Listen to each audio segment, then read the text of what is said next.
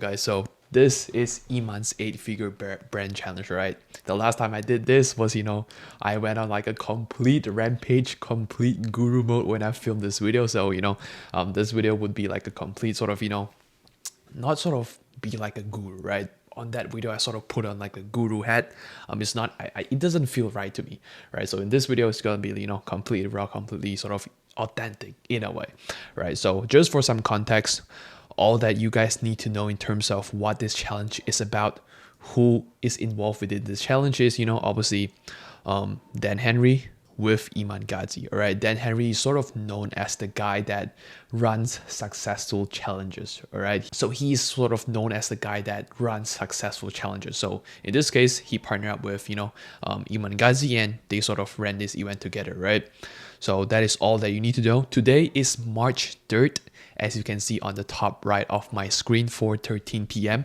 Now, technically, today is day one of Iman's challenge. All right, I've got the screen recording. I got the recording for the call, but I haven't watched any of the challenge yet. I haven't watched the recording yet. So technically, pretend today is March 2nd, the day before the actual challenge and all the days before, right? So we're gonna break down the middle of funnel first, right? Traditionally, we start with top of funnel, middle of funnel, and then bottom of funnel. Why today do we just skip to middle of funnel, bottom of funnel, as well as the different challenge walkthrough on day 1 through day 5? Is because with this challenge, Iman said this in one of the interview with that he did with Dan Henry. He basically states that, hey, with this challenge, he's only going to be running ads, retargeting ads to people, to emails that have signed up for his previous challenges, right? So this is not any top of funnel ads. This is purely just middle funnel retargeting ads. All right, so middle funnel, he runs a ton of ads since like the start of like the close to the end of January and the start of February, right? Around a month or so, right? Today is March 3rd, so obviously they shut down all of the ads. The only Iman ads that is going on here is just his eyewear brand, which is Ghazi, right? In terms of ads that he runs for the challenge, there is nothing to be found, right? Everything has been taken down since today is the first day of the challenge. So he used to run a lot of ads, mainly retargeting ads. So let me just draw this. Retargeting ads. So aside from retargeting ads, we also have his Instagram stories, right? He used to advertise a lot. In terms of the framework that Iman Ghazi uses to, technically persuade people to, buy the challenge, is mainly through the different story sequence, mainly through story polls or question polls, right? And then, from that, he uses some words on his story to eventually make people sort of, buy the challenge. So another middle platform in terms of how people could buy his challenge is through Instagram and ads as well. And aside from that is his newsletter, which we're gonna cover in a little bit.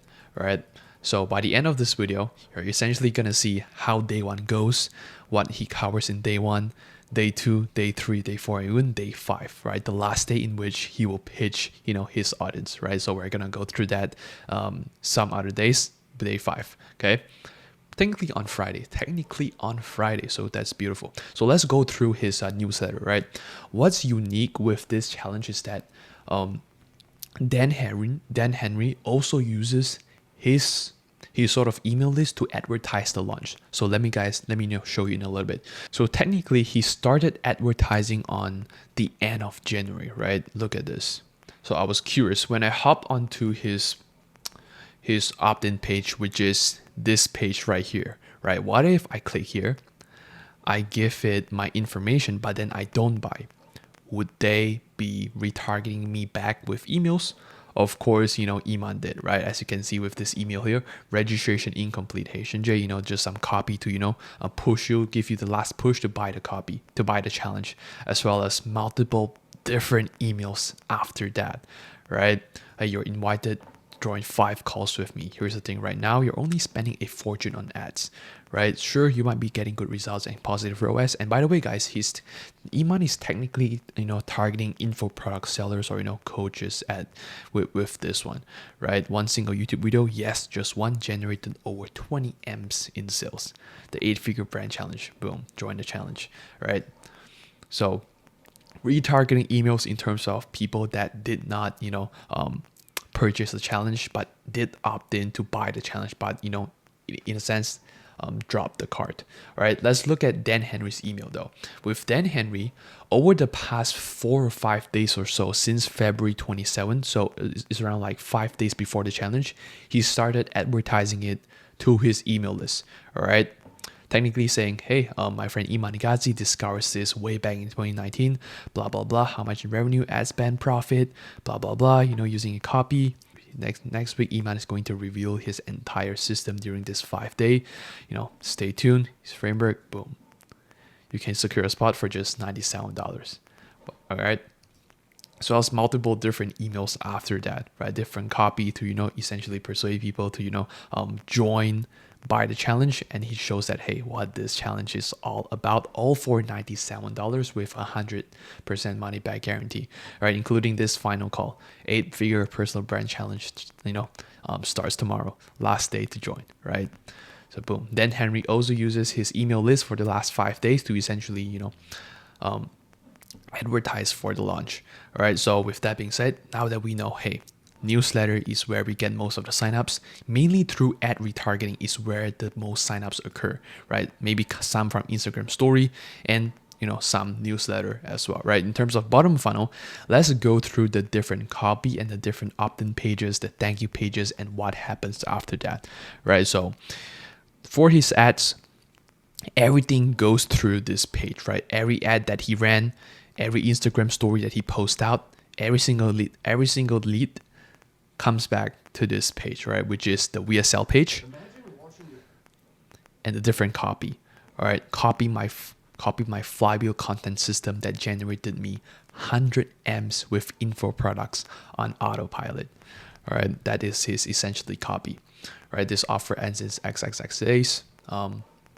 Reserve your spot now, 8-figure personal brand challenge, and all the way, right? The different copies that he has for a special one-time payment of just $97, right? Day 1 is going to cover this, day 2 is going to cover this, day 3 cover this, day 4 this, day 5, and then VIP member bonus, right? I remember one special thing, which is Dan Henry used to talk about this, because Dan Henry, since he partnered up with Iman, what Dan Henry does with challenges is that he charges $97 for the normal entry, and then he has also like a VIP package where he charges $297. But here's the interesting part. Dan Henry basically said that most of his revenue, most of his profit when he runs challenges are from people attendees that bought the VIP package. 90% of the profit, which is pretty unique, right? So as you can see here, the same concept sort of applies here, right? Iman's calling, hey, who is this challenge for? Does any of these sounds like you? Info product creators, coaches, consultant, anyone earning 10K plus month but stuck scaling, entrepreneurs tired of ad dependency, visionaries who want their name to close deals, right? Reserve a spot now. Then it is only $97. But once you put in your information, you get redirected to the next page. They want to upsell you to the 297. So let's walk through this one. So once you click reserve my spot, you put in all of your information, including, hey, if you want to upgrade to the VIP, you could, right? It is $200 extra dollars. So once you purchase this, they would lead you to a thank you page. Right now, it is my bad, I forgot to save the thank you page, but with the thank you page, it is essentially like a thank you video with Iman on the top, basically explaining what this challenge is going to be, what is going to happen for the next steps, like a dev is going to reach out to you, which we're going to cover in a little bit because there is actually, his customer success manager that reached out to me, right? So we're going to cover that in a little bit. So after the thank you page, you're basically allowed to click one link under the thank you video, right? And once you click that link under the thank you video, it leads you to this page, which is the final steps. There are a few steps left to secure a spot. First, register for the live calls.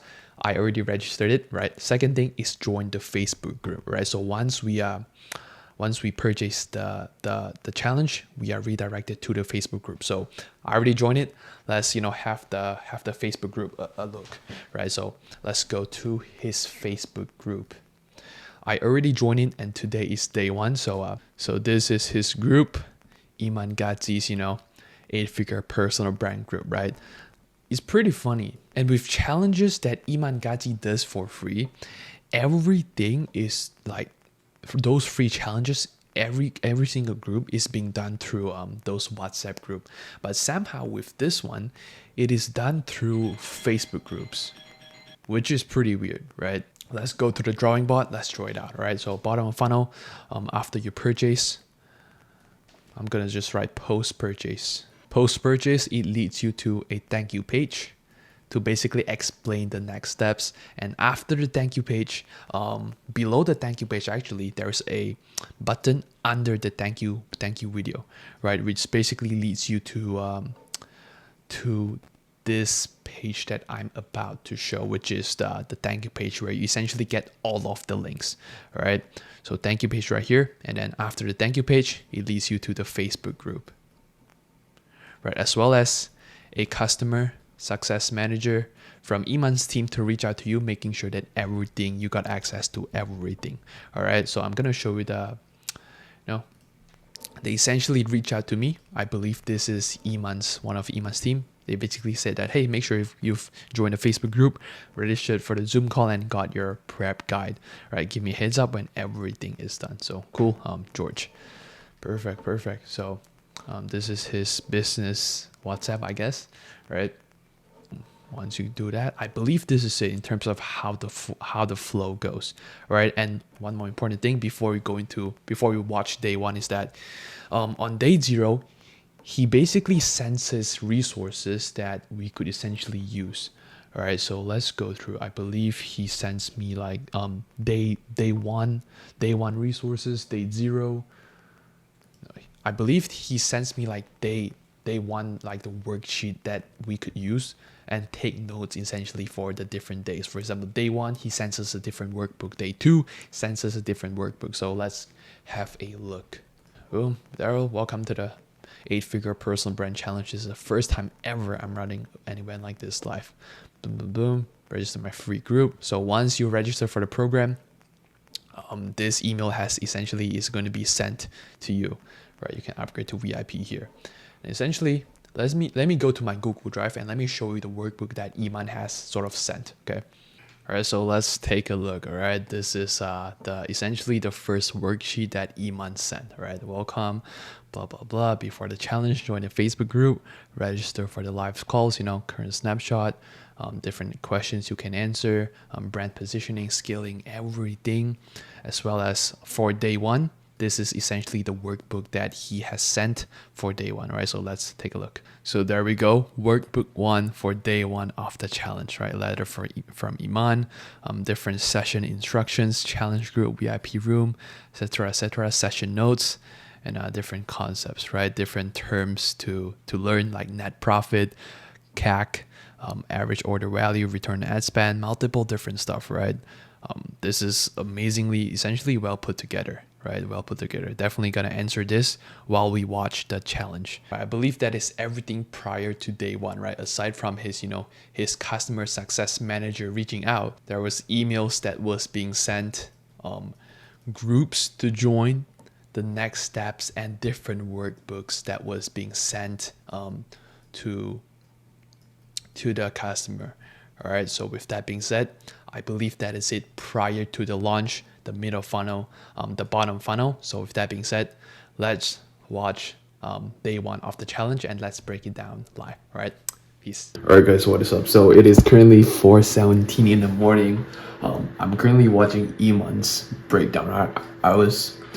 I was debating whether or not if I should film this, whether if I should not film this, but I was like, screw it, I'ma just film it. So this video is basically going to be the live reaction in terms of me reacting to what Iman is. All right, so with that being said, I might drop some gems, might let you guys see what maybe what Iman Iman has within this first day challenge, what are the value that he presented, the notes that I've taken. So maybe if you guys want it, just DM me the word Iman on Instagram. Maybe I could send you the full notes from day 1 through day 5, right? So let's continue. Okay, it doesn't matter because.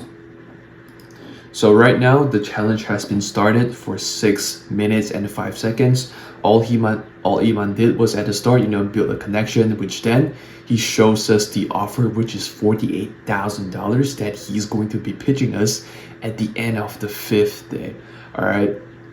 Which then he continues to say, hey, this is the offer. I don't want to seem as like a guru, just want to be upfront of the offer. And he was like, okay, if I provide you value, hopefully, you guys might, buy the $48,000 offer.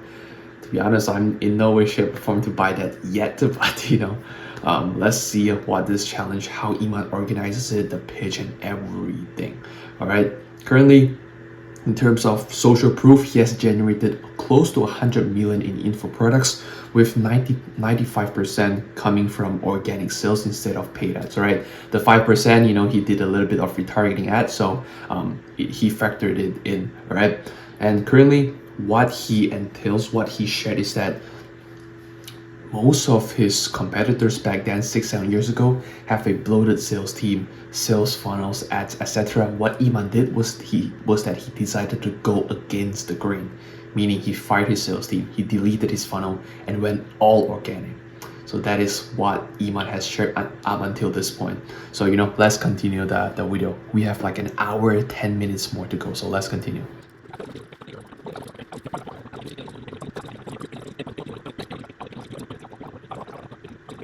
Alright, right now Iman is basically showing how each YouTube video that you publish is like a sort of like a digital real estate, where it just stays on the internet as long as that platform exists, and it adds more warmth to your potential customers if they actually watch through every single one of your videos.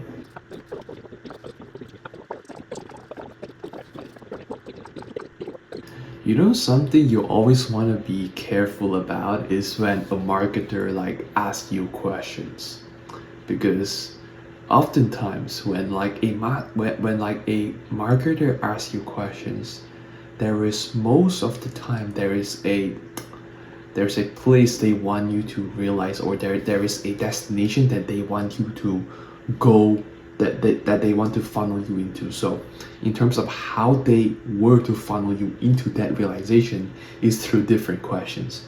So Iman asks a lot of questions. You could just know that he is the type of marketer that knows what he's doing. All right, so let's continue the video though.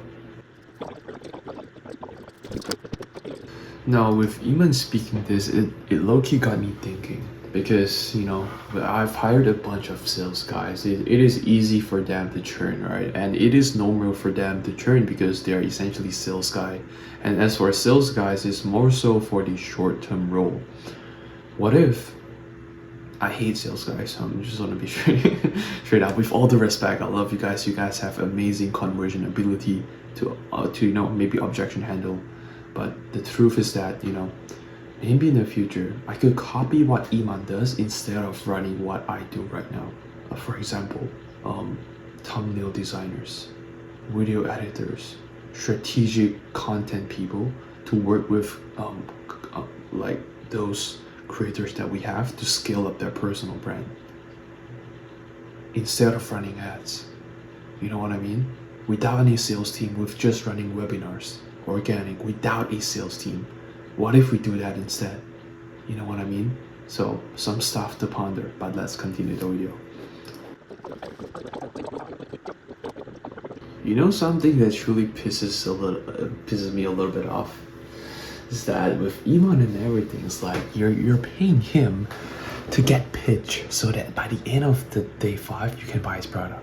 Crazy how it is. Crazy how like a brand can get you that far. You know what I mean? But let's continue the video.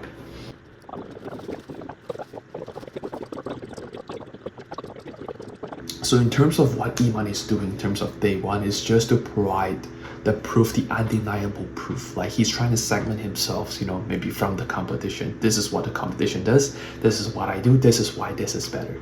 He's just laying the belief shifting content on day one.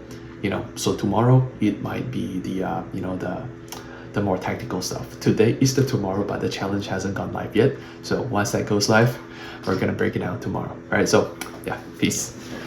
So welcome to breakdowns of day one. All right, I know I've been debating whether if I should record this, but since I'm such a good guy, I'm about to share these esoteric secrets that Iman shared in terms of what day one entails. All right.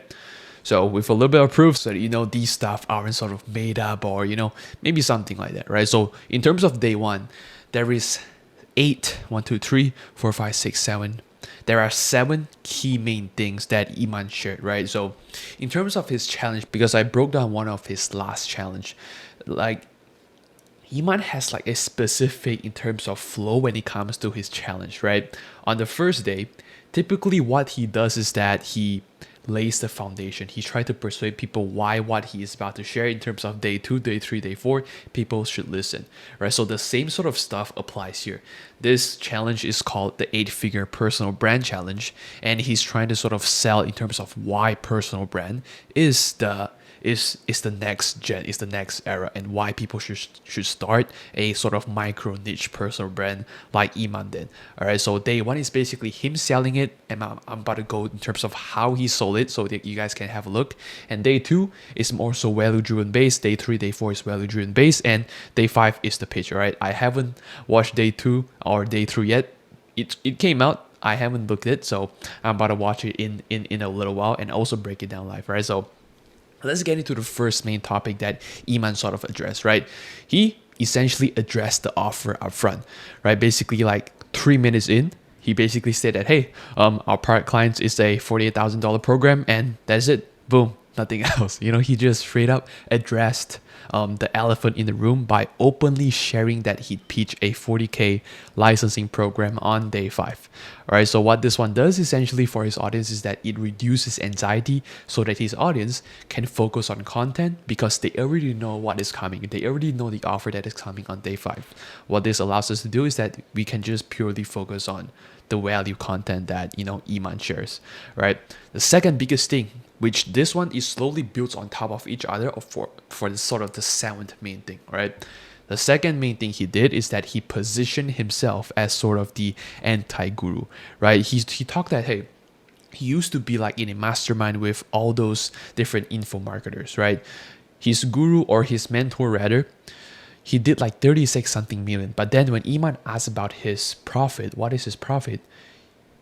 Iman got a shock of his life, and his mentor said that he only banked $1 million in profit. And Iman personally got a little bit frustrated and offended by the answer because he spent close to 2 to 3 years from that mentor trying to replicate what that mentor did, when it only brought in like $1 million in profit, right? So from that day onwards, he basically differentiated himself from the traditional info marketers, right? He's focusing on profit more than revenue. He's focused on the sustainability more than the burnout, and his content, he's focusing on content more than the funnels, right? Which leads us to the next point, which he introduces the content flywheel content system.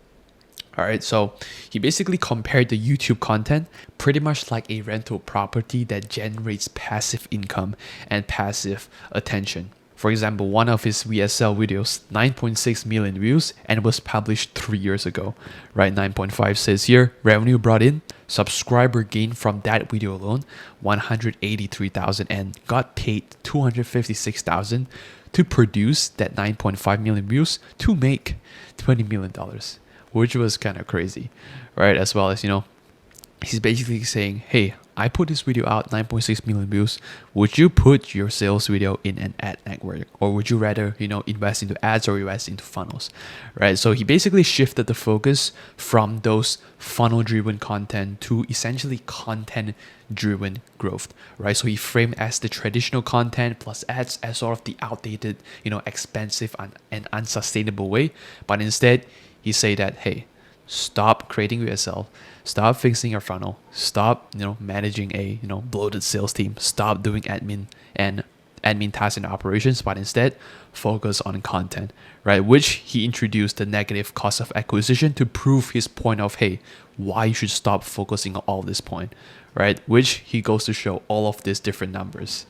256, 9.5 million, 20 million revenue generated from that one video alone, right? He basically showed that, hey, that one single YouTube VSL video paid creators while the traditional ad costs, yeah, somebody's going on a rampage. But essentially, some traditional ads cost a tons of money compared to content, right? Which flip the acquisition model, and essentially you get paid while you build a brand, right? Which is crazy. You get paid by basically, Iman, this is quite crazy, right? We got paid 256.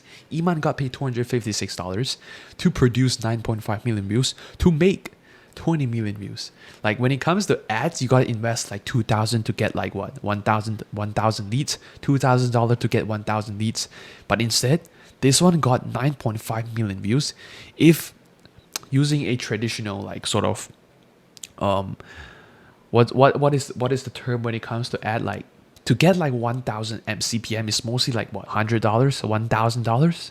To get that type of CPM on an ad, to get 9.5 million views on an ad, it would probably take like millions upon millions on ad spend to get that type of sort of views.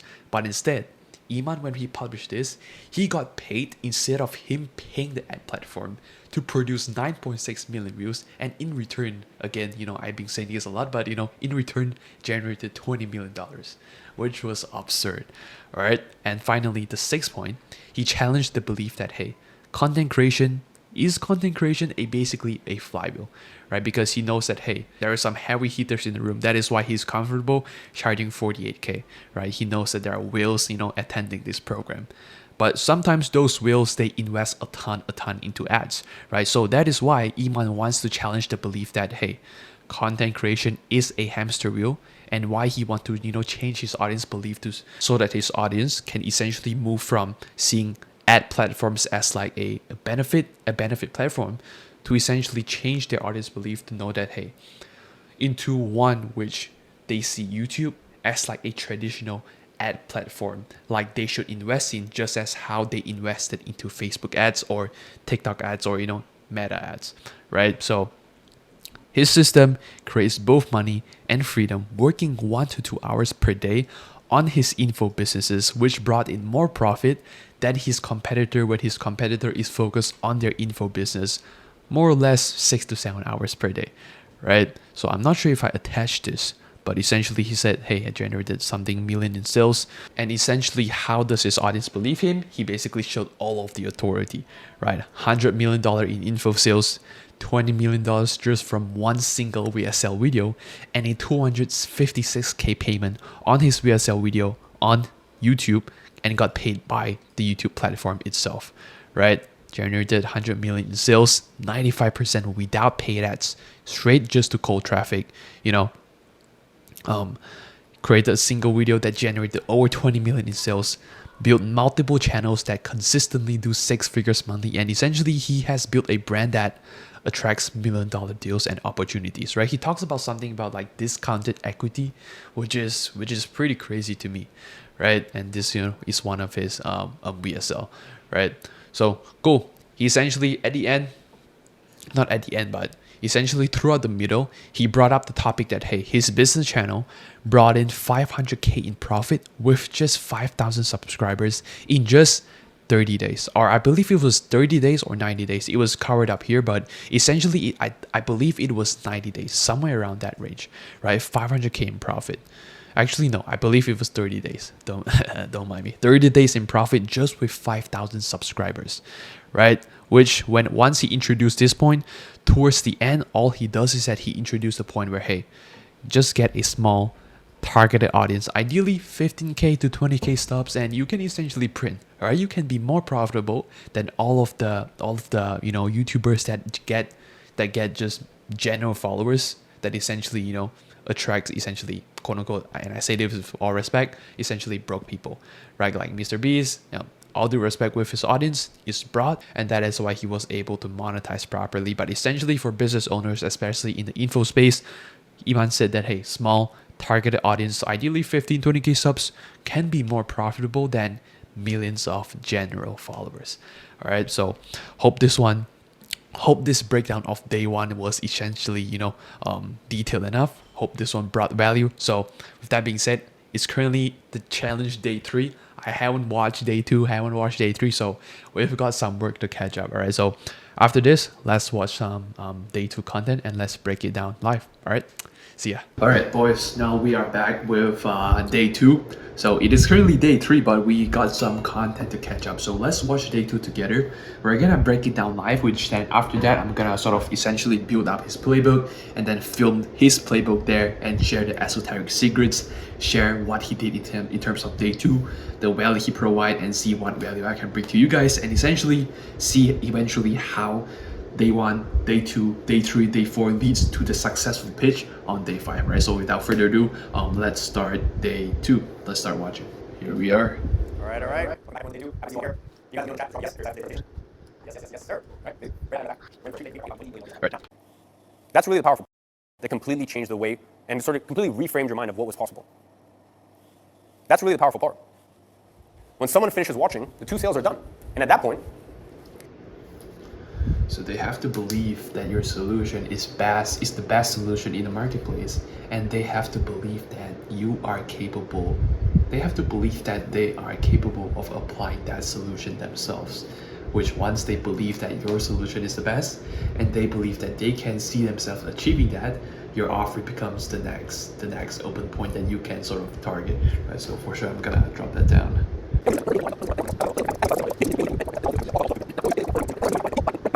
be a part of that. Alright, there's one more actually quick strategy that I just realized, which is that Dan Henry, which is the guy known for running challenges, he at one point has his challenge converted at like an 80%.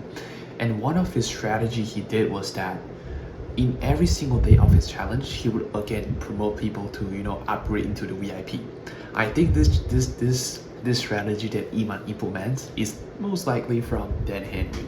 Alright, so because Dan Henry realized that 80% of the revenue that comes from his challenges comes from those VIP members. Alright, and I believe this is what Iman is trying to implement, right? Upsell them, and eventually they put one to buy. Right, so let's continue watching. I believe we have like 30 seconds left. Yeah, what Iman is trying to do right now is to compare, hey, at the end of the day, you can have 2 choices, right? The old way, or start to implement the new way by which I just presented to you. Smart guy. All right, let's finish this. Let's do things elegantly. Let's do things in a better way. And with that being said, I've had a lot of fun with you guys today. I'm very excited to see you guys tomorrow. And as always, I'm watching from afar and I'm rooting for you. Very excited. I'll see you guys all tomorrow. Cheers, guys. Let's actually break it down, all right? Let's actually break it down live. What Iman did in terms of day 2 to make eventually the launch on day 5 a successful pitch day. All right, so let's go through it.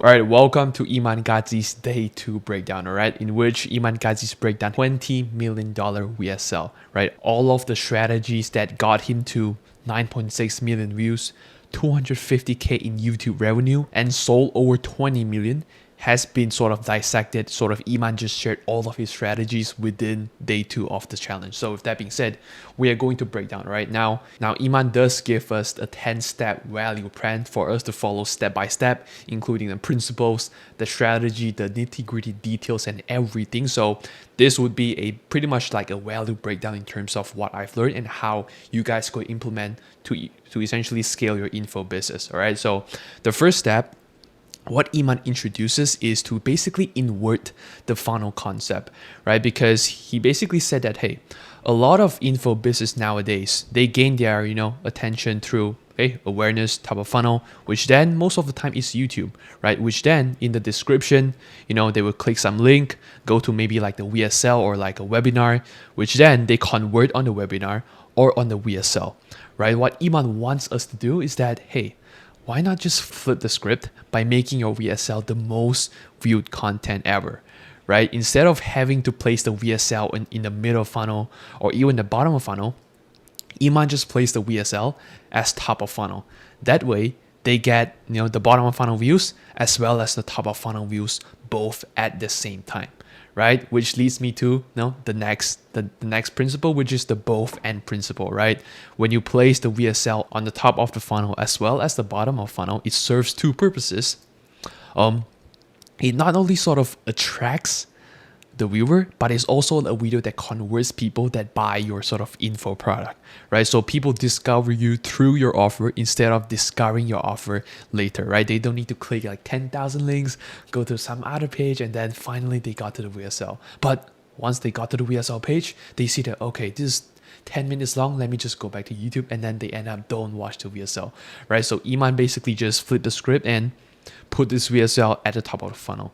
Now, later on, in terms of how to get a ton of views in terms of the VSL, because most of the time VSL are in terms of, VSL are pretty much boring videos, right? So how can Iman Gadzhi's garner 9.6 million views within 3 years on the boring VSL, right? So Iman Gadzhi does break down his strategy, so we're going to go over that in a little bit. But next strategy Iman shared is that, hey, when we are posting YouTube videos, posting assets on YouTube, we want to sort of be aligned with the YouTube algorithm, right? Because YouTube typically they care about two things, right? Because YouTube is also a business. They want people to stay on their platform a lot longer compared to Instagram, compared to Facebook, compared to maybe TikTok, right? So they only care about two things: CTR and session watch time, right? So YouTube wants viewers to stay on the platform longer, right? They do not want people to click off to external websites like the calendar link you might see in some video description, the Instagram embedded link you might see in a YouTube video description. They don't want that, right? But instead, Iman Gadzhi basically he shared his YouTube strategy links, which is within every single YouTube video that he posted. Like, for example, this video right here, or this video, do this to make your first 10K per month as student, or how teenagers can make up to $1 million, 7 money tips, and all those different videos. Every single YouTube video description that he posts out of these 5 videos, the YouTube description basically linked this VSL video, which video 1, video 2, video 3, video 4, basically all of them links back to the VSL, which I think he calls this the Venus triflap or something like that, right? Which when you don't post like a ton of links within your Instagram videos, within your YouTube description, I mean, like you don't paste like your calendar link, you don't paste your sales pages, you don't paste your Instagram link, maybe a little bit, but if you just paste your YouTube video, it sort of aligns with YouTube goals, which is to keep the session watch time high and to keep you engaged within their platform longer, right? So essentially, after showing up this flywheel of how different YouTube videos and their description basically links back to this main VSL, let me just draw this one here. Iman pretty much shared the domino effect structure, right? Which basically states that, hey, we want to build content sort of like a branching pattern, right? Maybe, right, the first video they watch this, second video they go to this, right? Okay, now that the first video they see things they should avoid to be rich, they want to know the different strategies they can be rich. Once they want to know the strategies they can be rich, they're curious, okay, how can I be rich? Which then Iman Gadzhi pushes this video. How teenagers can make $1 million per month, 7 money tips. After they know how, they want to know what to do. So Iman Gadzhi just said, hey, do this to make. Okay, once you do this, what is the esoteric secrets? What are the unshared secrets? Iman pretty much posts this, and all of them link back to the VSL. Okay, how? SMMA pretty much wins against like what? Amazon FBA, drop shipping, and pretty much every single ideal business model out there, right? Which Iman says is the domino effect structure.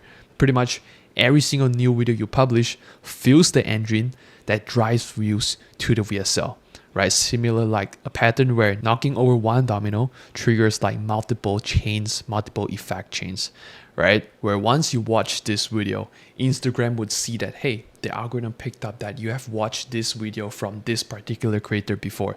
Now tomorrow when he hop on YouTube for his For You page, let me actually show him Iman's video again, see that if he actually clicks. And that is what Iman means by the domino effect structure, right? Once you click into somebody's ecosystem, the next day or the day after, there's a high likelihood that that certain creator's video might pop up in your YouTube For You page, right? So once you have that VSL and the different YouTube videos published out that is pointing back to the VSL, now Iman basically shares the strategy in terms of how to essentially structure your VSL to get essentially millions of views, right? I think he got like 9.6 million views over like 3 years. So he basically shared his secret, right? So first, start with a mystery and value led, right? You also want to show that, hey, you understand the problem better than they do. Right, and essentially to sell your info product, there is typically two sales that Iman introduced, right? The first sale is that, hey, you have to introduce why essentially, let's say SMMA is the best business model out there compared to high ticket sales, compared to what, like affiliate marketing, compared to like drop shipping and everything, right? Why SMMA is the best. And second, they have to, you know, understand that they can implement it, right? For example, like a quant physicist. Can most people become a quant physicist? Not really. So when you teach people, hey, you can do this by becoming a quant physicist, the market sort of shrinks into, like, instead of 1,000 people having the opportunity to purchase an info product, when you just target quant physicists, it only narrows down to maybe like what, 1%, 1 people and only 2 people, instead of targeting the 1,000 people that you could have targeted, right? So they have to understand that, hey, normal people can implement and they can implement it too. So that is the, you know, the VSL content strategy that Iman basically broke down, all right?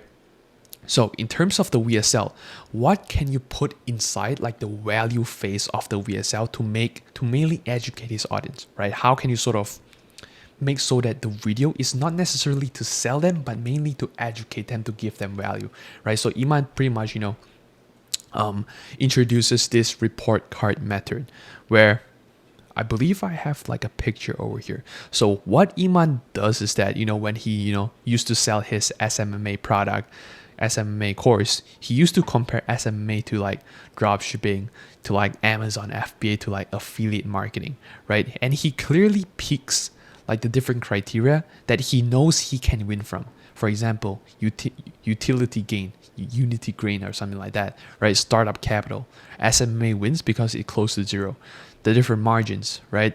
10 to 40%. SMA 60 to 98%, close to 100%, right? Demand varies. Demand of SMMA high, right? Fulfillment extremely easy in terms of affiliate marketing, but easy and difficult, extremely hard in terms of info product, and medium in terms of dropshipping.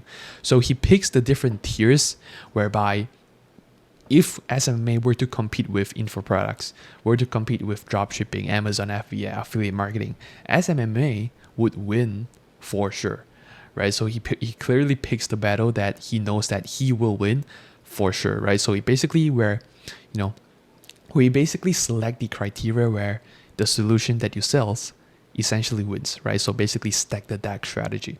And you know, one thing he emphasized a lot is that, hey, be elegant. Do not sell too much, right? Educate your audience and let your audience come to their own conclusion, right? And the last thing is that, hey, viewers, let those viewers connect the dots themselves, right? Once you did the 2 sale, which is, hey, you sell that your solution is the best, and the second sale, they are sold that, hey, they can implement it themselves. Once they are sold those 2 ideas, they can essentially connect the dots together by themselves, right? You don't need to sell too hard. That is what Iman is emphasizing, right? So the 6th strategy, this one is super important before I go into the 2nd, the 7th, the 8th, or the 9th, all right? So the bridge strategy is what Iman, basically it is a way to connect from where your audience are right now, their current situation, to their ideal situation.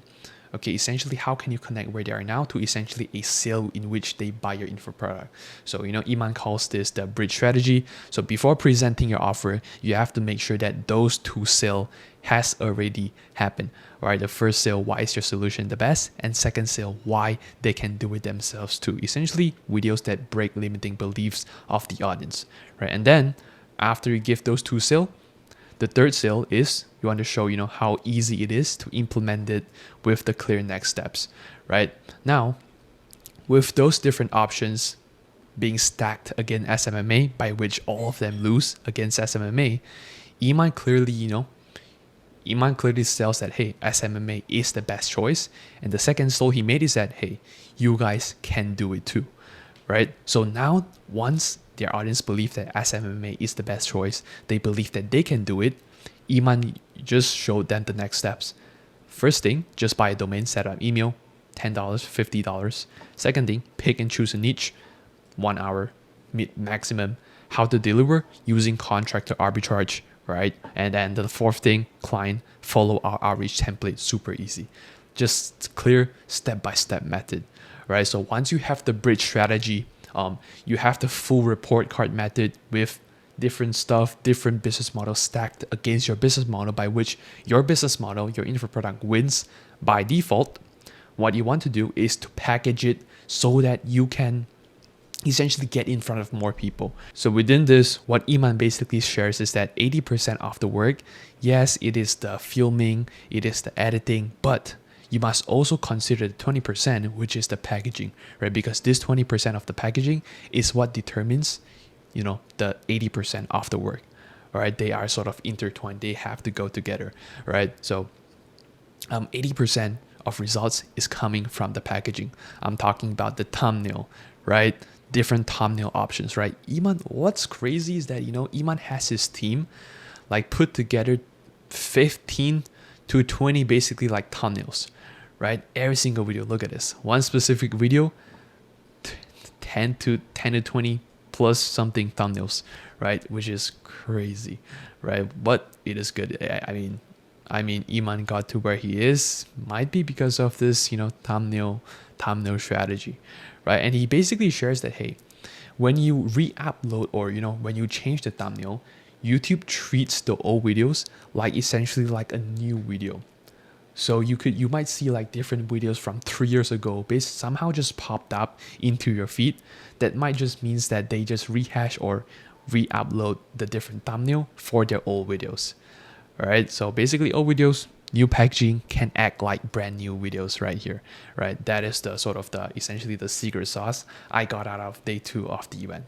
All right, so next, not last but not least, the second last strategy is the two-phase implementation of the VSL. Now, how would you know that your VSL can get to those millions of views per month or even per year, right? You want to test things out, right? So Iman pretty much shares these two phases. The first phase is the testing phase, and then the second phase is the scaling phase. I'm about to go through each one in a second. As for the testing phase, Iman wants us to create targeted content, right? Track what content converts and identify patterns. Basically show that, hey, I publish this type of content regarding sales, regarding short rate, regarding, the sales funnel. But when I published sales funnel, it got more views than compared to the sales video I published, compared to the video editing, videos I published. So once Iman knows this pattern, he just do what? He just, basically just replicate it and build your VSL around those proven topic.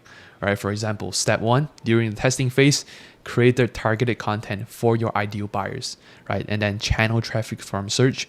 Third step, track and see which video drives the actual sales, right? I think Hormozy talks about this, where 9 months ago when he used to upload those like fitness content, his views went up. But the metrics that he collected, for example, the leads he got from for his company acquisition.com, basically all of the metrics that will support in the growth of his business went down. So views went up, actual business metrics went down, which is not ideal, right? So you want to track what video actually drives the sales, right? Identify pattern that is within the converting content and build a proof of concept so that within the scaling phase, your VSL can be a winner, right? So essentially, once you test 10, 20 different concepts, take the winning concepts from the micro channel and essentially build your VSL around those winning concepts, right? Channel traffic from recommendations and create content that feeds into itself so that within every single YouTube video, it links to the VSL, right? Which is, Iman's biggest strategy, right? Last but not least, finally, all right, evergreen advantage, right? Make your VSL an asset that continues to grow in value over time, right? That is why you want to, test it and then scale it.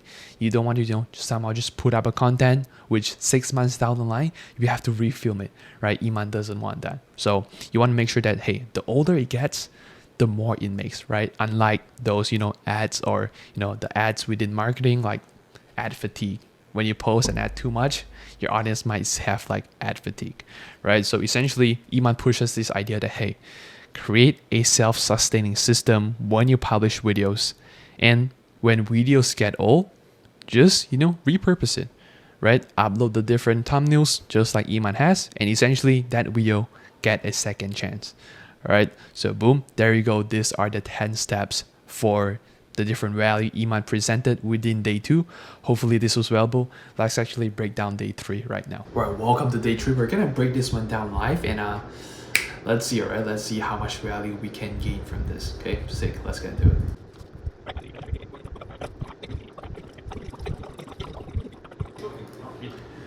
Good questioning, by the way. I don't know where Iman is trying to lead us to with all of his questions, but we will see. All right, we will see.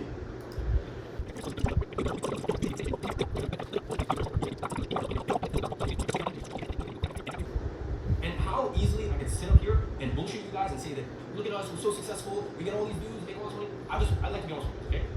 We made $30,000 Damn. 300 million. 300 million views only got 30K in low ticket sales. All right, Iman might be pushing the high ticket, sales idea. We'll see, all right, we'll see. But 30K views from 300 million views, the views to dollar ratio doesn't really match, all right. But let's continue.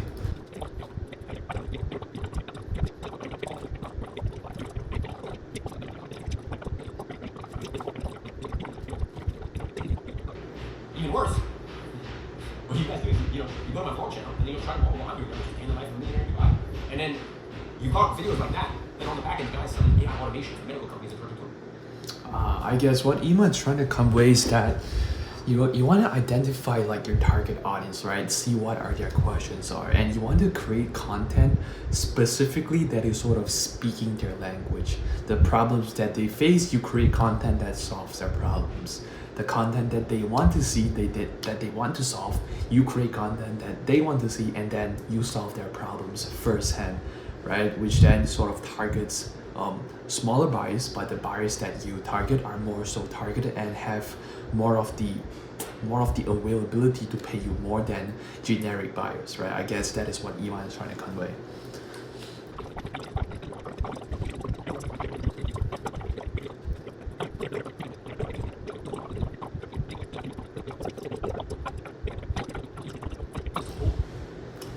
Link in description is not the ideal way, but it works totally efficient if you have sort of like a micro niche audience. That is what Iman is trying to convey. Let's continue though.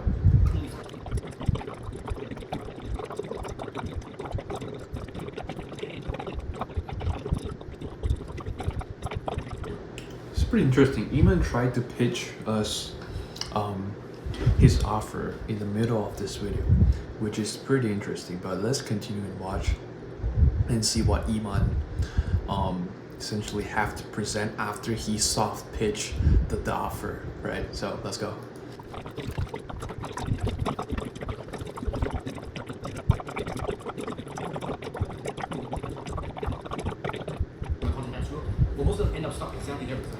This is so interesting. Like, this is seriously interesting. Like, wow.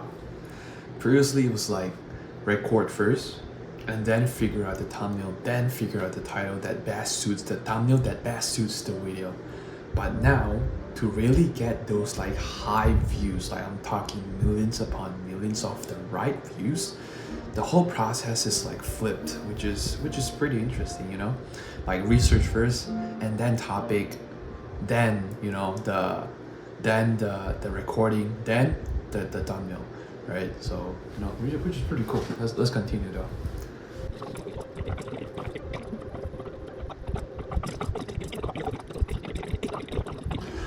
Somehow he's pitching that again. He's pitching his licensing program again. But let's see.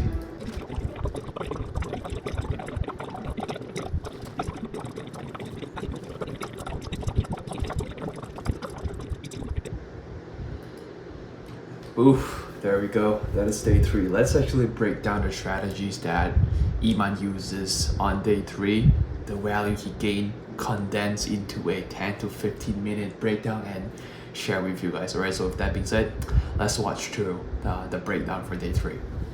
So welcome boys, welcome to day 3, alright? So with day 3, I've broken down, summarized all of the value Iman provided into 9 simple steps that I want to share to you guys, alright? So by the end of day 3, you will know what topic to film, how to film it, how to know that, hey, this topic will go viral. Whereas instead of having to play the guessing game where you film one video, you post it online trying to guess if it will go viral or not, with Iman's system, you can predictably know if that topic will go viral or will it not, right? So with that being said, let's actually dive into the next 9 steps that I'm about to break down and summarize version of it so that, you can get a quick summarized version of the value, right? So I held nothing back. Let's get into step 1, okay? So day 3, the step 1 is that, hey, Iman, 2 years ago, he realized that all of his short form accounts generated him close to 300 million views per month, right? And with all of those short form accounts, with his, with his low ticket info products, I believe it was like digital launchpad, it only brought around 30K in sales per month with 3 million views. All right. And that was his big aha moment, right? 3 million monthly views only equated to 30K in sales per month, right? Whereas his, his 500K subscriber business channel is already making 500 grand in the first 30 days, which is absurd, right? 300 million views just to make 30K. This is like 1/10 or like 1,000 the views to content ratio to profit ratio, whereas this one is 100 to 1, like the views to profit ratio, which is absurd, right? No, he sort of emphasized that it is all about the buyers. You might want to start making videos that can attract the right buyers instead of just aiming for the viewers, right? So the quality of viewers, always, prioritize that over the quantity of viewers, right? So that is the first main thing, which is Iman's big aha moment, which then leads us to the next point, which is, hey, how can we channel traffic instead of creating traffic from scratch so that we can predictably know that this topic is going to go viral, right? YouTube, he shares that, hey, this is the second largest search engine aside from Google, right? So you want to sort of, position yourself where people are already searching it, right? Instead of having to create traffic, create those like random views, make a few $10,000 per month. Why not just channel traffic with high quality views to make tens of millions per month, right? So, he emphasized that, hey, do not try to create traffic from scratch, right? People already know based on his, based on Iman's like audience research form that he posts, he already know what his ideal topic, ideal audiences want, right? So based on all of the market research he has, he just can, channel traffic instead of having to create traffic, instead of having to guess what his audience want. So, fish where the fish is already are, right? Which then leads us to our next point, which is, okay, once you know how to channel traffic, how can you attract the right buyers? So this is how he attracts the right buyers, right? So he wants us to focus on how-to content that solves specific problems, right? Remember the micro influencer, micro channel strategy that Iman shared about yesterday. Let me actually pull it up to see if there is something about the micro channel. I believe not, but Iman does talk about, hey, how some micro channels like his 5,000 subscribers business channel already brought him 500K per month in profit, right? So micro channel over, those generic type of content, right? So solve, film how to content that solves specific problems, right? As you can see here, his audience wants to know the best business model to start, so Iman just film it, right? His audience wants to know, hey, what are the best habits to become a millionaire? Iman has it, right? His audience wanted to know, hey, how can I make 10K per month as a beginner? Iman has it, right? The full blueprint, his audience wants to know, hey, if you're in your 20s, what is the best business model to start in 2024? Boom, Iman has a video, right? So everything his audience wants, he has a video about it, right?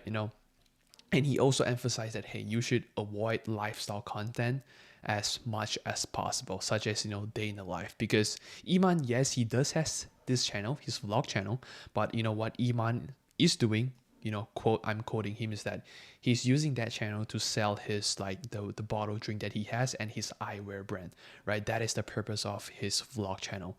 Whereas his business channel, his main channel, is trying to sell the low ticket, info product, digital launchpad, or his Flowzy, which is his software product, right? So create, solution videos and problem videos on the same topic, which you guys will find interesting, that I'm going to go over in a little bit, right? So he gave some specific examples, like, hey, if you are a hair loss like clinic, maybe you can film videos in terms of the 5 steps to prevent hair loss, right? This is for people who already know they have a hair loss problem. So this is more so like a solution oriented video.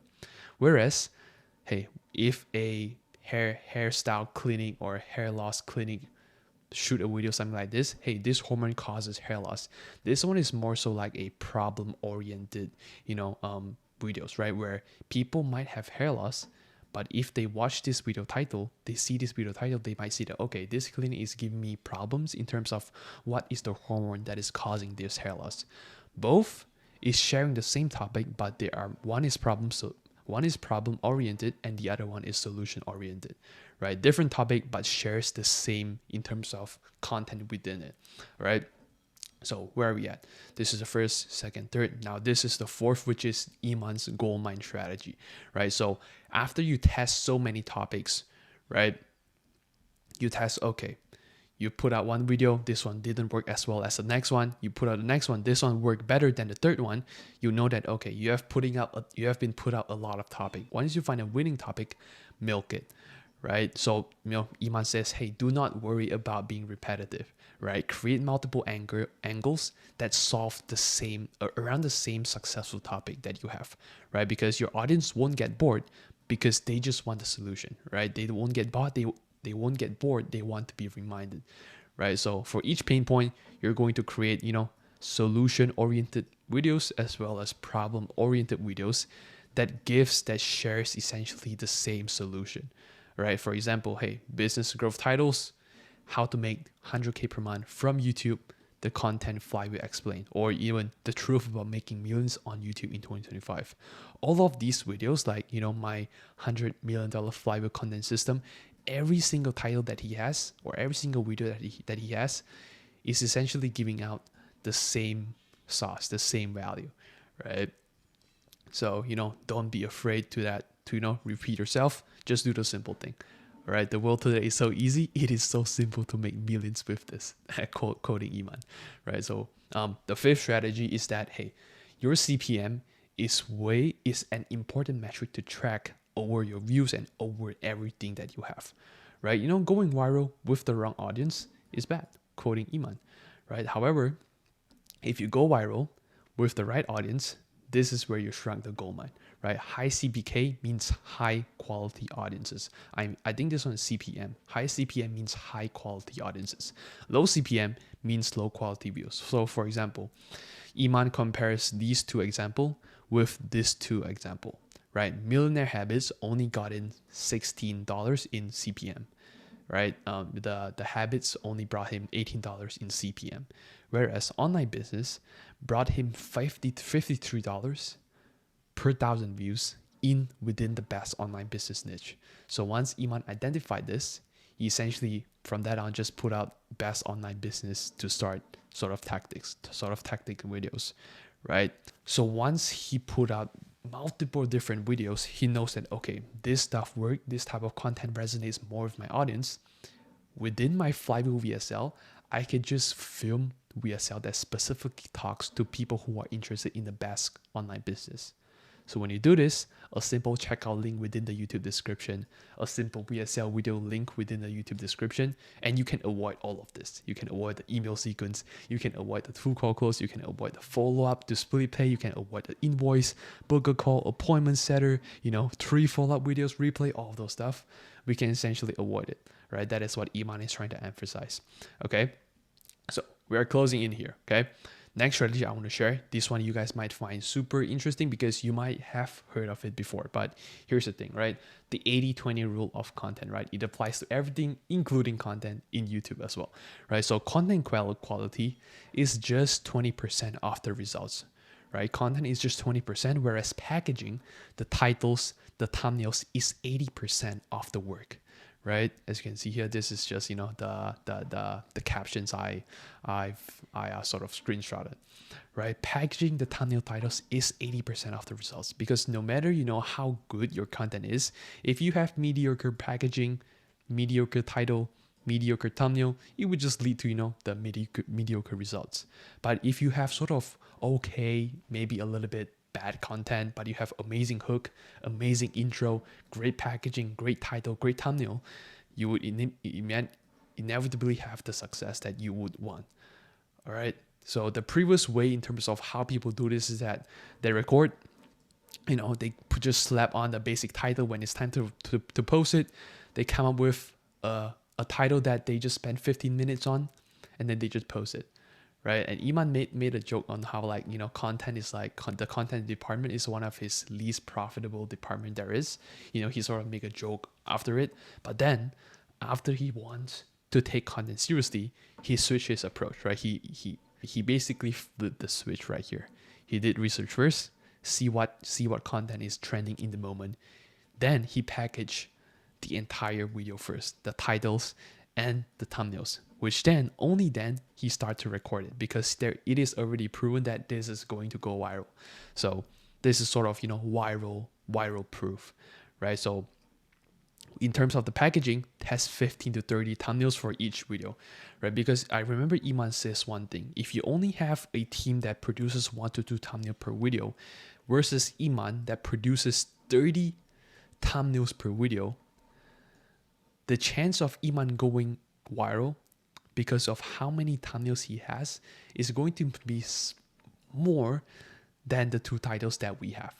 Right, so it's more so like a volume game, right? You don't need fancy production, you just need a killer packaging, right? Thumbnail, title, and a topic that is viral proof, right? So he essentially said this: hey, before I was only doing like record, put out basic title, then thumbnail.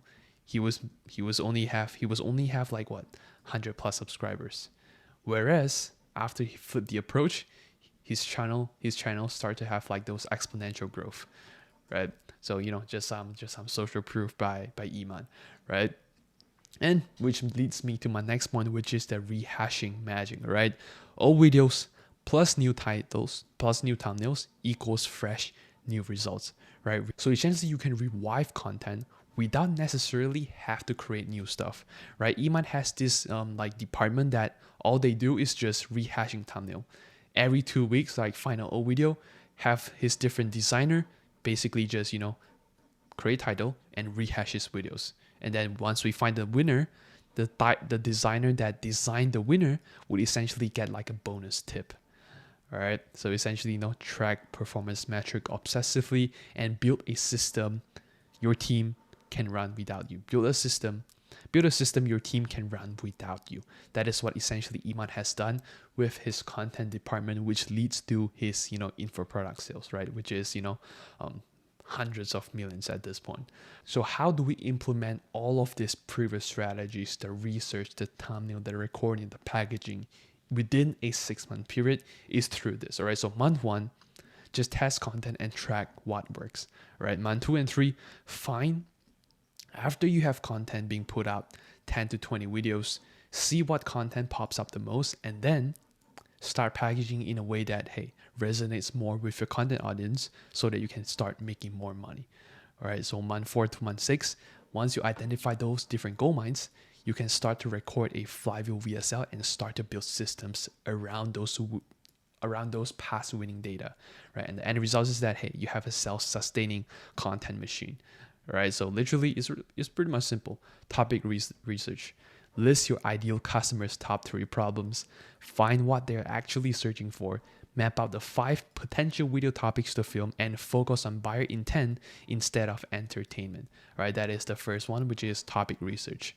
The second, channel audit, right? If you already have a channel. So look at your current content, judge if you are covering the right topics that your ideal clients wants to talk about and wants to solve, right? And then evaluate your videos packaging and track those CPMs, right? Once you did those, boom, you already have a direct response plan, which is how you monetize it, right? So write down your clear next steps, create your natural transition so that you can monetize your audience, map out your call to action so that your audience can easily know where the next step is if they want to proceed and buy from you, and focus on solving specific problems when it comes to create YouTube videos, right? So those are the sort of 8 strategies that we share. The last strategy that he has that promotes people to show up on day 4 is that, hey, he teased it, right? Steal my systems teaser, right? He essentially said that, hey, my team fought hard against me to give you all of this. And what is he giving us? The content planning,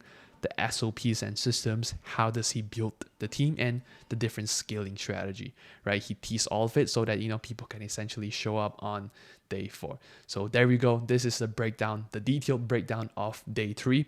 Let's actually move on to watching day 4 live, and then after that we're gonna break it down live as well. So let's go. All right, so day 4 is like an hour and 49 minutes long. All right, this is going to be a hell of a video, hell of a training, but I'm excited. Let's watch it live, okay? Let's get started. No way, why is there no captions? Come on, Iman. No captions, no transcript.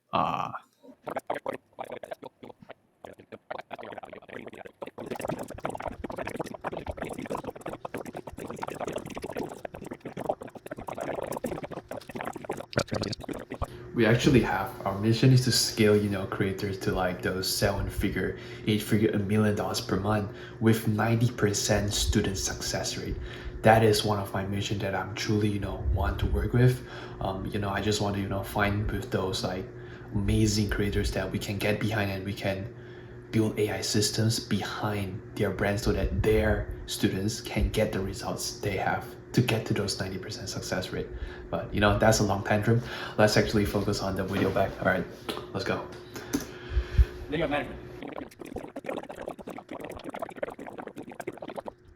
Dude, sometimes along the side, the people that I work with to scale up scaling info, I'm just so grateful to be able to work with them, right? In order because we're in our startup stage, right? We have a bunch of like killers work with creators to scale up their consulting business. That is just a dream scenario. But less about me, more about Iman. Let's continue.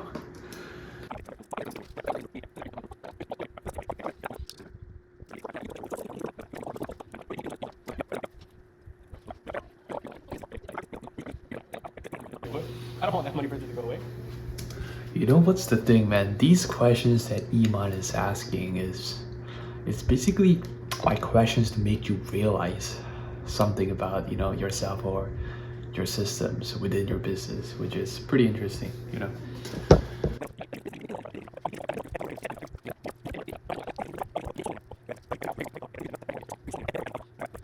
Man, that was such a good pitch. I look, you want to be in NFL, but I'm quite not qualified yet at the moment. But let's continue.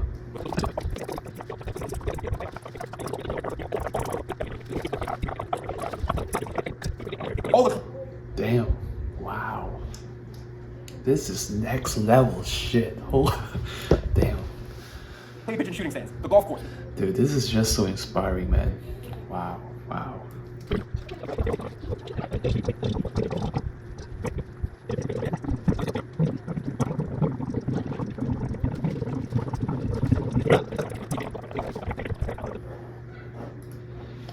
Ooh, there we go. That is the end of day 4. Let's actually break it down.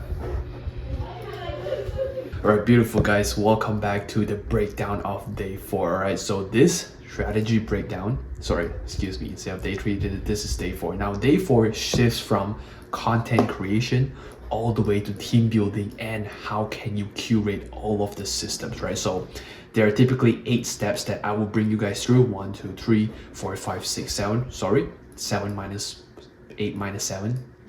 What am I even talking about? So 7 steps that you guys will find super interesting, right? Aside from those content creation, how can you build a team that is essentially what Iman calls it, lifers? Once they join your team, you have such an addicting culture that they stay for life. They want to work with you, partner with you for life, all right? That is what Iman calls it, lifers.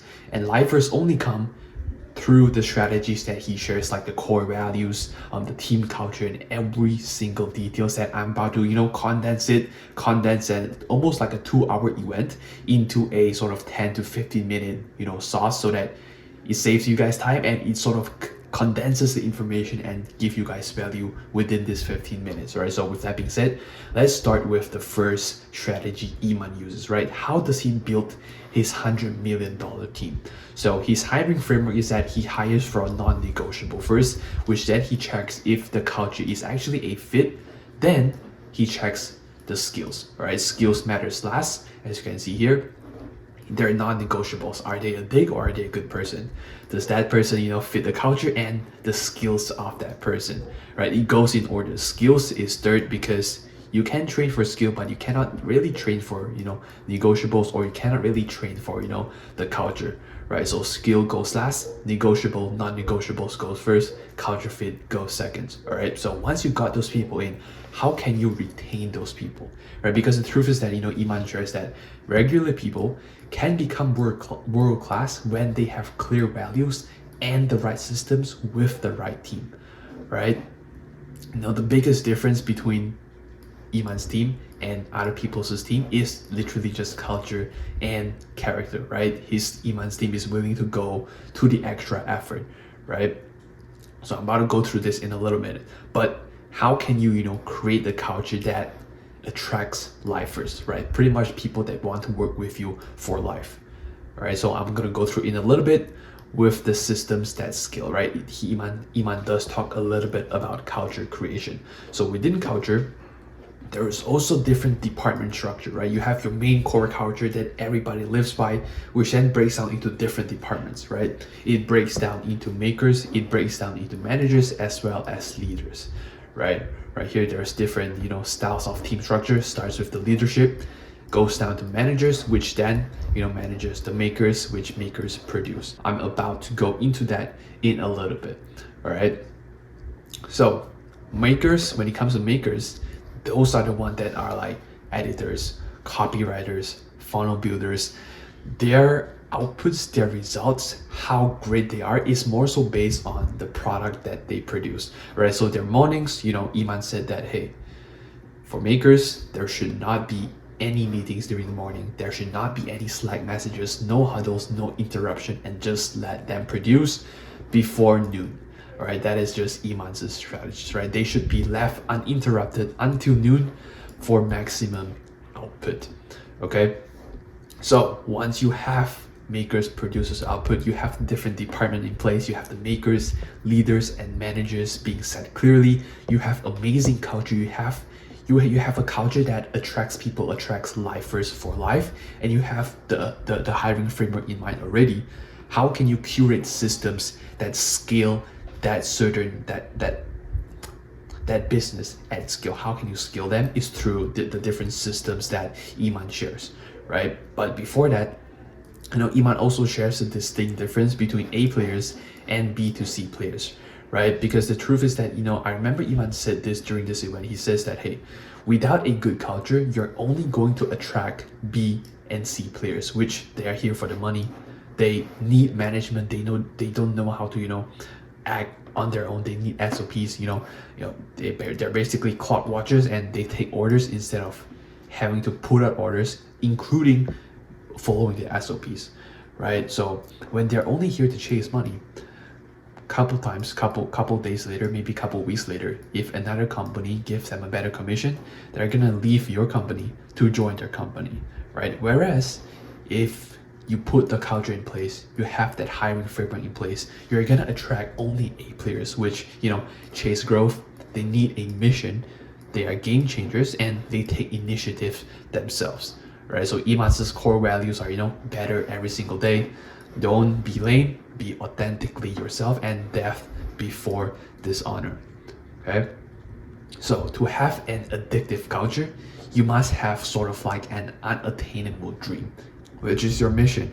Second, to have an addictive culture, you must have clear alignment between you, the leadership team, the management level, as well as the makers level, right? Clear alignment between those departments to move towards the similar vision that you guys have, which boils down to daily progress, which is the systems in order you need to get to the vision, which fulfills the mission, right? So that is how, going back a little bit, that is the culture creation for a little bit, okay? So now how can you create systems at scale, right? So Iman's strategy is that, hey, you want to create feedback loops so that your team members that work with you every single day can clearly see that they are making progress, which holds them accountable to the work that they can get done, right? Second thing, hey, you want to, make clarity the difference between makers and managers, right? Have distinct work difference,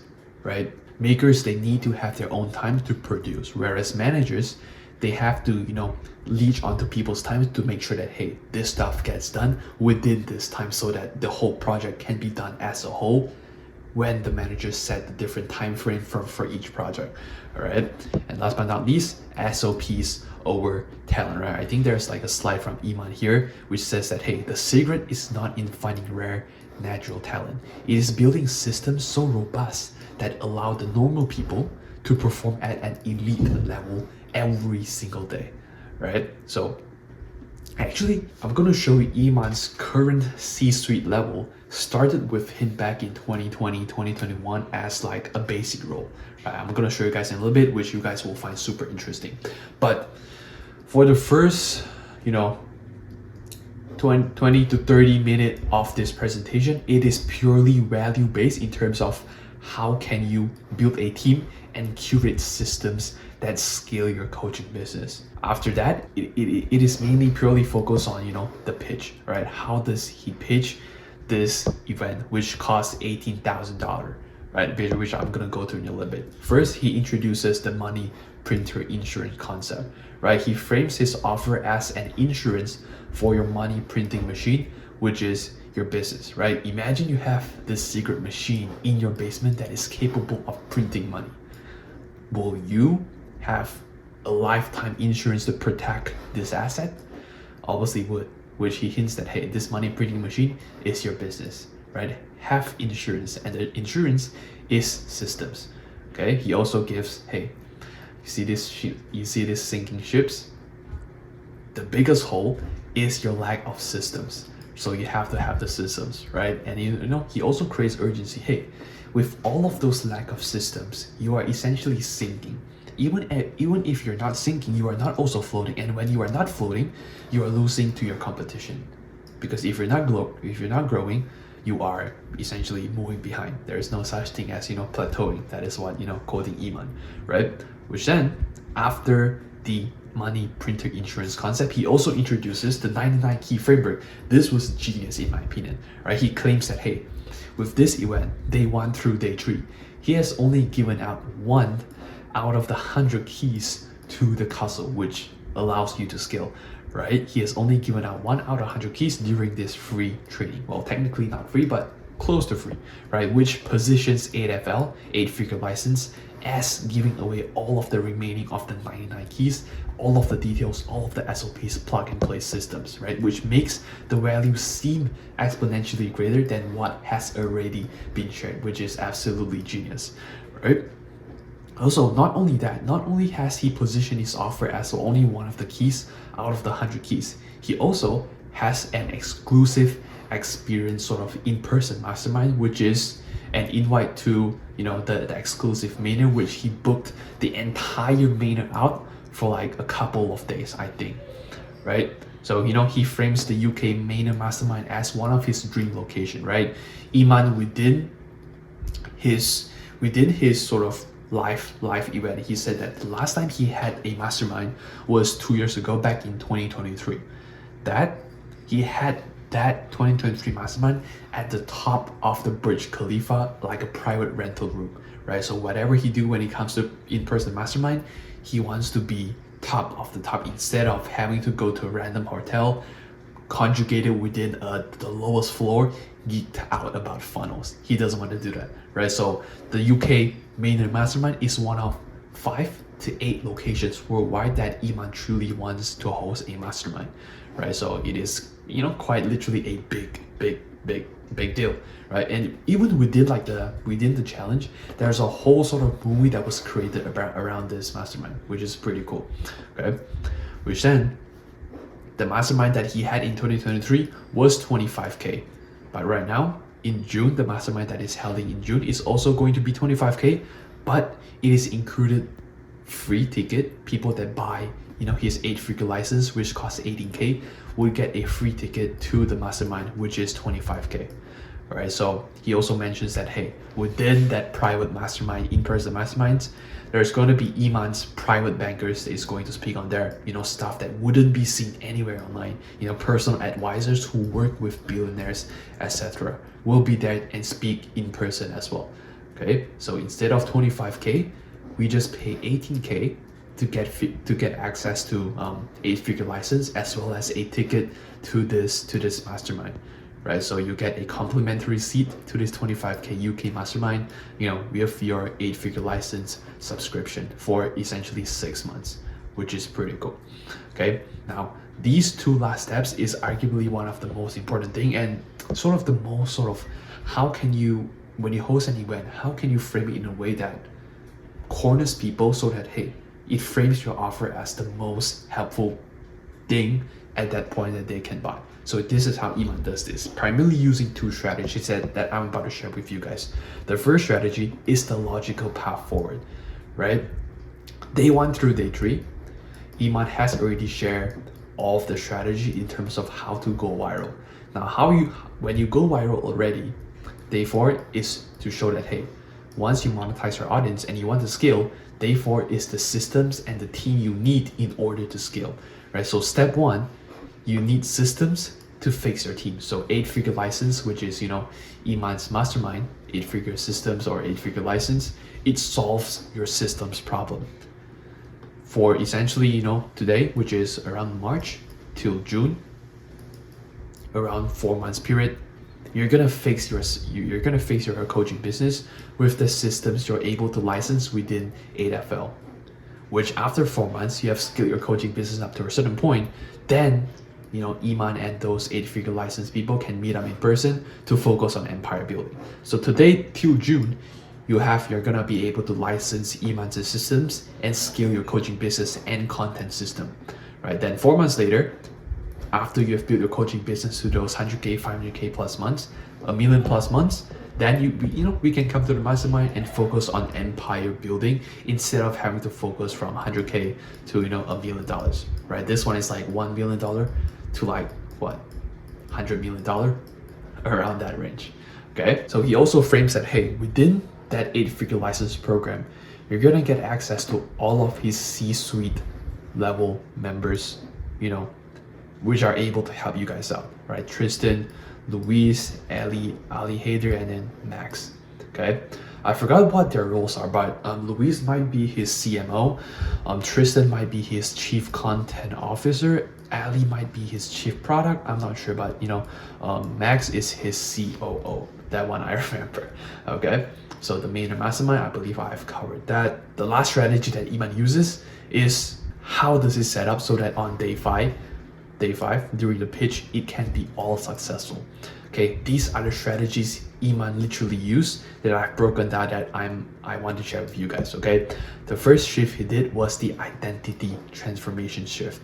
It shifts participants from seeing themselves as the typical business owner that needs all of the boring, split pay, that needs the deposit on-demand webinar, invoice, book a call funnel, appointment setter, waiting room, follow-up videos. Instead of needing all of that, all they are right now is just empire builders which have systems in place to scale them from where they are now to where they want to be.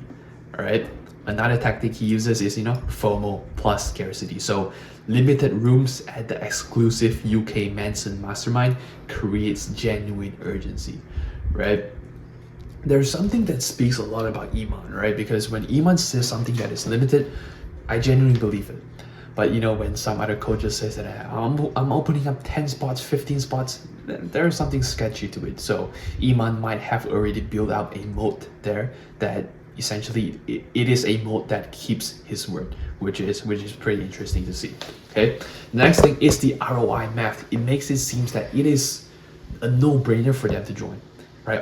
Originally the price for his 8-figure license is 48K, but now it reduces to 18K, which you get access to AFL, as well as a ticket to the mastermind, which billionaires are gonna be speaking at, which wisers are gonna be speaking at, private bankers are gonna be speaking at. It literally saves them years of trial and error, and the insurance it is basically like the insurance for the money printing machine, which is their business. Okay, and then there's also a little bit of the rational plus emotional appeal, right? Which it looks something like this. Iman sells you that systems is the way to move your business forward. So system, it literally satisfies the logical need to scale your info business. But here's the important part. The main mastermind, the way Iman frames it is sort of, when people buy it, it is the desire to fill up their status, or fill up the luxury that they want to experience themselves. Okay, so that is the rational plus emotional appeal. So next time when you host a challenge, maybe you can say, hey, I'm hosting this challenge on this place. You can say that. You can say something along this line, right? I'm hosting an in-person mastermind with private X, private Y. That is not going to be seen on the internet at all, because a lot of people, they host a mastermind, they record it, they post it online. This is not going to be filmed. No cameras are allowed. Only information within the room stays within the room, and it's going to be at a super luxury hotel suite or something like that. Okay, so the system that they need sells them on the logical thing that, hey, they need systems to grow, whereas the luxury aspect of thing satisfy their desire for status and their desire to experience luxury. Okay, so aside from that, two little technical details is that Iman proposes a 100% refundable deposit with $1,000 deposit, right? Which is a 1K refundable deposit to reduce friction while securing spots, so that when people pay that 1K fully refundable, that team can vet which people are actually serious, and they can vet who to let in the AFL. Okay, then the second sale, which is the completion day, day 1 through day 3, Iman sold his participants on the problem and gave them the solution, which is the VSL flywheel framework and why to focus only on YouTube, right? And then day 4, they sell them on the system to implementation and the future vision, which is to build an empire. All right, so there we go. These are the 7 steps in terms of day 4. I know there might be a little, there might be a little mistake over here. This is day 3 above, and this is day 4. All right, so hope this one was valuable. Now with that being said, let's actually watch the last day live, breaking down live, and then let's break down the strategies, condense the value, give them to you guys, so that you guys can essentially see what value Iman has to offer and see how it can implement it within your own coaching info business. So with that being said, let's watch it, let's break it down live. Let's go. All right, perfect, boys. Today early to rise, early to what am I even talking about? All right, boys, welcome back. Today's day 5. We're gonna watch it live, watch Iman's challenge live. Today is a quite special episode because he brought on one of the close friends of Iman, which is Dan Henry, right? So we're gonna see what Dan Henry has to give to us, and then let's break it down live right after watching it live. Right, so let's go. The special thing about Dan Henry, I actually saw him at the mall once. I just watched a couple of his videos, and then when I saw him in the mall, I was like, that guy looks so familiar. Should I go up to him? Should I just say hi or should I not? And then I saw one of his tattoos on the left arm, which in his videos, he covers up his tattoos, right? Some of his earlier videos. So I was like, huh, that looks like Dan Henry, but at the same time, doesn't look like him. So I didn't really, just say hi, but I was like, oh my gosh, that is Dan Henry. Back then, I didn't really know him, but now I actually, know him. So I was like, oh wow, that was the biggest fumble of all time. I should have started, say hi, started a conversation, see what's up, right? But, let's continue the video.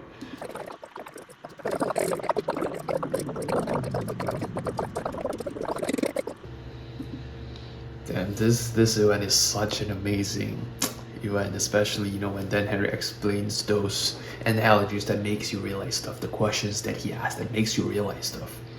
Let's break it down live, shall we? All right. Let's break down day 5. Right. So day 5 is, day 5, Iman invited a special guest, which is Dan Henry. All right. So there are 5 key things, actually 4 main key takeaways that I've got from day 5 that I'm about to share to you guys. All right. So the first one is the key decision-making insights, how to make 7-figure decisions. Aside from that, hey, the different YouTube strategy insights, how he started another channel. First video published, Dan Henry got 175k views and that brought in 10,000 subscribers. Totally in a different niche, just to prove that, hey, YouTube is something that he knows and that he is an expert in.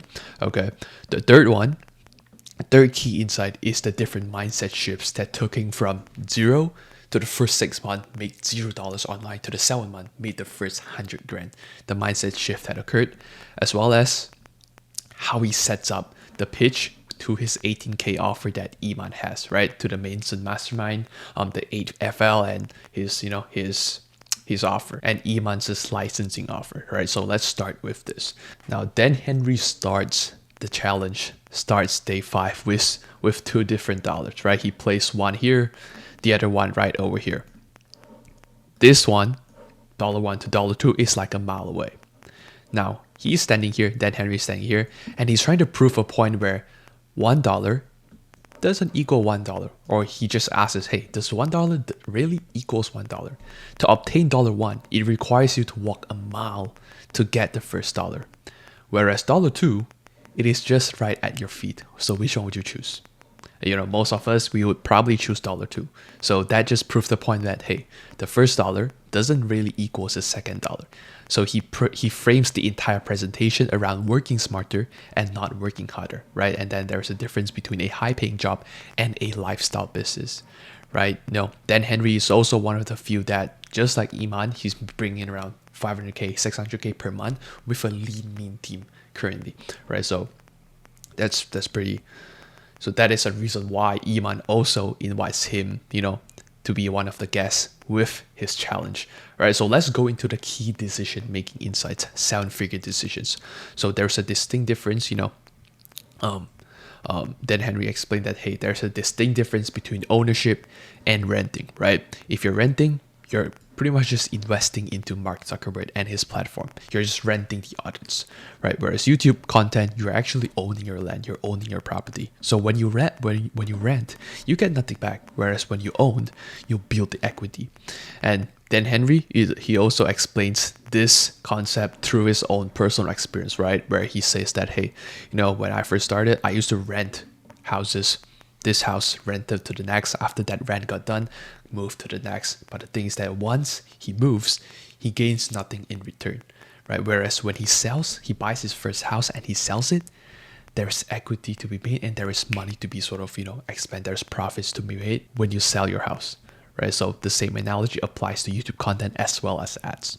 The second thing that he shares within key 7-figure decision-making insights is the 3 obstacle, which with business, you either only have this, maybe like this three thing as an entrepreneur that runs a business, either the lack of money to run the business, to scale the business, or the lack of confidence to, invest into this, scale this up, or even the lack of knowledge. You don't know what you don't know, right? So, Dan Henry says that, hey, knowledge comes first and the other 2 will automatically solve itself if you already have the knowledge. Right, so he goes to explain how his wife can make almond milk from home for just $50 around that per month. Whereas he's investing 100, 150, 200, $300 into almond milk to produce his protein, which is not worth it. Okay. So, he also goes to show that, hey, before he knows webinars, he was doing nothing. But after he knows webinars, he did that 100K within the 7th month of him running his, online coaching business, right? Which goes to explain, hey, the biggest hole in most business, the biggest hole is mostly leads and sales generation, right? So, Dan Henry identifies the largest problem in your business as the biggest hole in your ship. So fix the biggest hole before fixing anything else, right? And the biggest hole right here is essentially sales, right? So in terms of how you can fix sales, it is just a simple tweak, which is the pricing analogy that he shares. If you charge high prices, there's only a few sales that you need to get to those $1 million per month, right? $100 product, you need 10K sales to hit that $1 million mark. Whereas 10K product, you only need 100 sales to get to that point, right? So discounts, a lot of people, we have discounts within sales calls, and even Dan Henry says this, right? Hey, if a genie comes to you to solve all of your problem, and your wish is to solve all of your problem, and you can solve one problem, how much would you pay the genie? Some people say 1 million, some people say 100K, some people say 200K. But what they are currently charging is only 1K, 2K, and 3K. Dan Henry just proves that, hey, discount don't create sales, they create doubt. Because if you can solve a problem if you can solve $1 million problem, 250K problem in people's eyes, and you're only charging 3K, there's a little bit doubt in there. All right, so that is the pricing psychology that Dan Henry gives us. Now moving on to the next. After those pricing strategy, it sets the frame into a 7-figure decision maker. Now he shares a little about his YouTube strategy and the insights that he has, right? So he emphasized a lot on the hook, right? So the hook he defines is something that creates multiple burning desires, burning questions that you cannot stand or leave unanswered.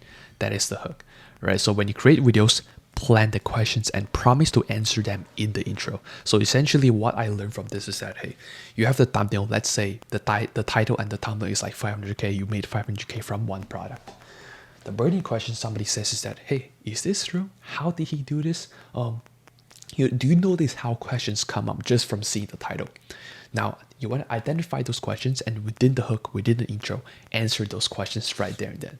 Because people are curious for something.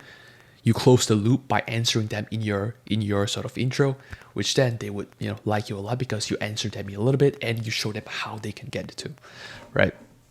So that 250K experiment led me to this this simple powerful insight, which he has invested. Dan Henry has invested like 250K into like script writers from Hollywood, like different YouTubers that he considered mentors, right? He has invested close to 250K just to crack the game of YouTube. Now, he also shares the comfort factor, right? See, YouTube viewers are more comfortable than ad viewers. So what does that even mean? What does that more comfortable with? So people buy from those who they feel are more comfortable. Just like going to the doctor's office, you get a consultation by the doctor, they diagnose your problem. You will like that more versus a doctor that come knocking on your door, ask that, hey, do you have a problem? I can solve this, right? If a doctor comes to your door, I believe I have a screenshot here, right? Where is it? I don't have it here. Maybe I should have it. But then Henry explains that if a doctor come knocking on your door without any reason, just for the sake of, hey, I can solve all of your problems, you would not be comfortable with them. Whereas if you're going to the doctor's office, you see the reviews, you see the expertise that he has, you see how many patients he has helped, you read through the reviews, he gives you a consultation, and it is logical, it is reasonable, you would feel comfortable in investing into that doctor. So this is the same analogy, right? Now within YouTube, he explains that, hey, packaging is the 80% of the results, and content is only the 20%, right? Content quality only brings in 20% of the results, whereas thumbnail, title, which is the packaging, brings in 80% of the results, right? Packaging right here, which is the title and the thumbnail. Okay. So now, aside from the YouTube strategy, how to make $1 million decisions, the third one you guys will find pretty interesting, which is the mindset shifts that he had that brought him from 0 sales from the first 1 to 6 months all the way to the 7th month. He made 100K off of one webinar, and he shared the basic mindset shift that allowed that to happen. So he starts that, hey, your mind wants to keep you safe, right? And risk, to get the reward that you want, there is always a risk that occurred. And risk is the opposite of safety. And so your mind, to get the reward, it is basically the opposite of taking. Your mind basically prevents you to take risks so that it also prevents you from the reward. But your mind don't see the reward. They only see the risk and safe, right? It is more so like a binary, right? So your mind is programmed to keep you safe. Success requires risk. And everybody feels nervous before making a big decision. But the 1% feels it and they act anyway, right? So champion aren't fearless, they simply do it scared. This is what Dan Henry basically said, right? Now, after listening to this, the audience, us, we basically have the mindset of, okay, I have to be the 1% and I have to take the risk. Once they see this, then Dan Henry goes to show that, hey, when you're hiring, hire attitude over skills, right? So when hiring people, most of the people in the audience look for skill like loyalty, integrity, effort, and all of those, right? Loyalty, versatility, attitude, effort, integrity, fair, lovable, attitude, leadership, passion, all those stuff. Everybody's looking for that stuff when they're hiring. These are attitudes and they are not skills, right? Loyalty are not skills. Integrity are not skills. Effort, maybe a little bit, but most of them are attitudes, right? So success comes from having the right attitude, learning the right skills, which equals success, because attitude dictates 90% of your work and skills is only the 10%, right? You can teach skills, but you couldn't really teach attitude. That is what that is a big theme that I took away from it. Which then, after explaining that, hey, you have to take risks, Dan Henry goes to shows the cost of inaction. The cost of inaction is far greater than the cost of action, and that is why they are the 1%, right? Dan Henry basically says this, hey, you will achieve the work if you become the person that deserves it. And who are the person that deserves it? People that hire for attitude, have the mindset of hiring for attitude, and people that is 1%, they are champions and simply do it scared when an opportunity presents itself and when they feel nervous before making the big decision. All right. So that is how he frames the pitch, which we'll go into on the fourth pillar. So the fourth pillar is the pitch setup. So rather than hard sell, Dan actually does this pretty smooth and pretty well, pretty great, right? So he shares his own experience of investing $250K to learn YouTube, whereas AFL is only $18K, and it was so much better than the $250K that he had already invested, right? 500 to speak with multiple coaches I've invested. Now there is a 200K above, 200K before this, but is that it adds up to 250K, right? Speaking with multiple coaches I invested in, quoting Dan Henry. So after showing the anchoring of 250K versus the price of only 18K, Dan Henry pretty much offered an additional bonus, which is the triple pack for those who prefer one-on-one calls over attending the mastermind, right? So they can either choose two types of bonus. They can choose one of them. The first one is the triple pack, which they get one-on-one calls with Iman, as well as the C-suite level of Iman's team, as well as the second bonus they can choose from if they do not want the triple pack is to attend the mastermind that is happening in the UK Manor. So he emphasized the difference between investment versus spending something, right? A TV, if you invest in a TV that costs 20K, 3 years later, the value goes down to zero, right? And it loses the value. Whereas if you invest into a 200K house, it pretty much grows in value. All right. So that is the key takeaway that I've learned from it. Essentially, that is how he sets up the pitch. So after that, he ends with an emotional story about missed opportunities to create urgency. All right. So he basically, hey, by the end, Dan Henry says that, hey, his wife, during COVID time, his wife's father got sick. And when he got sick, they somehow block all communication between his wife's father and his wife. So they couldn't really communicate. somehow, his father got sick and he passed away from the flu. And his wife is just, down there, sad because he didn't get the chance to speak with her father one last time. And because of that, then Henry shares the story of, hey, missed opportunities is far greater than taking opportunities and lose out to it, right? Basically all this to create urgency to say that, hey, this 18K is only going to be here for around 1 to 2 days, and we're going to end it within 48 hours. So, invest in yourself, become the 1% decision maker, and your life would be good if you invest in Iman and his team, right? You are investing in ourselves through Iman. This is what, the pitch setup was, right? So there we go. This would be the breakdowns of the whole 5 days. Hopefully you guys like this, and let me know if you guys want me to, create more of these. And with that being said, I'll leave it here, and I'll catch you guys really, really soon. Peace.